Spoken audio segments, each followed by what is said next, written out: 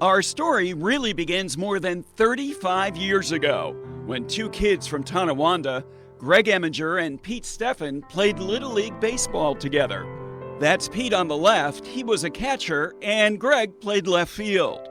Over the years, Pete and Greg got on with their lives and lost touch with each other. You know, knowing that there's a part of me inside of her that's going to change her life.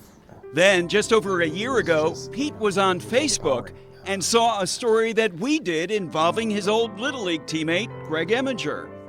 Greg had decided to donate one of his kidneys to a total stranger, someone Greg had found through a website called the Western New York Kidney Connection. And what Greg had done, literally helping to save someone's life, well, that really struck a chord with Pete. I called him up right away and he told me all about it, and it was at that point that I really got interested in doing something like this. What did Greg tell you about his experience? Greg told me that he was humbled by the experience. He actually told me that he got more out of it than the recipient did, because he saw the emotion, he saw how he had changed someone's life. You have given me a lot, and some of it you can't put a price tag on. Meanwhile, seeing what Greg had done, that inspired Diane Bookhagen of Springville to donate one of her kidneys to a stranger. And we followed Diane and her recipient, Mitch Stone, through their transplant at ECMC. Pete saw that story as well, and that really got him thinking. Diane's story inspired Lisa Brennan of Williamsville to donate one of her kidneys to a good friend. And as you can guess by now, Pete saw that story too. This pay it forward type of process is really amazing to me, and I decided that I wanted to be a part of it. So Pete went to the Kidney Connection website. He thought he had a recipient all lined up, but it didn't work out. He then went to the National Kidney Registry, where he was matched with someone from Baltimore. Pete didn't know anything about this person other than he was badly in need of a kidney. Now, throughout this whole time, Pete had been speaking with Greg, his old Little League teammate, about what he could expect as he went through the process. About 2 weeks before Christmas, everything was set. Pete and his wife Cheryl were packed and ready to drive down to the Cleveland Clinic, where the very next day Pete would be operated on.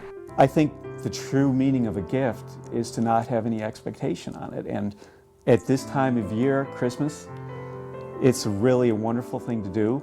This is kind of the ultimate gift, right? That is correct.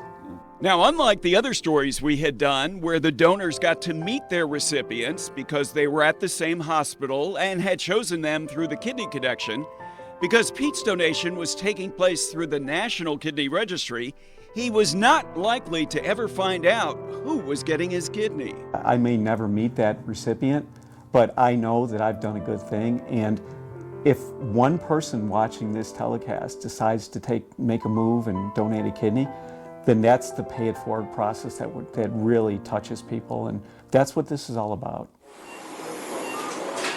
At 7:30 in the morning on December 11th, Pete Steffan was wheeled into operating room 5 at the Cleveland Clinic.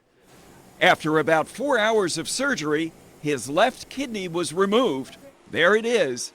It's about the size of a fist. Kidneys which come from living donors have the best chance for success in a transplant. Pete's kidney was packed in ice, put in a cooler, and then flown to Baltimore, where just a few hours later it was implanted. Quite a Christmas gift for whoever was going to get it. Even better, Pete's donation through the National Kidney Registry had triggered a chain of 5 other donations.